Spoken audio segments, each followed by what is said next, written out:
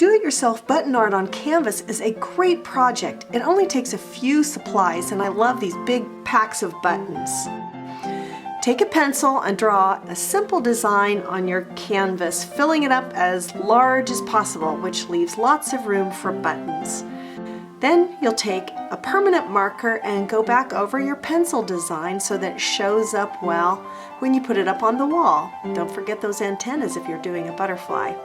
Dump out the buttons in a cookie sheet with sides so they don't go all over everywhere, and then glue the buttons onto the canvas in whatever order you want. This does not have to be symmetrical. Have fun. Just enjoy the process. You can put in as many as you want or as few as you want. This would be a great project for a birthday party. You could even draw a simple design for the kids in the theme of your party. And I think even adults would like this project.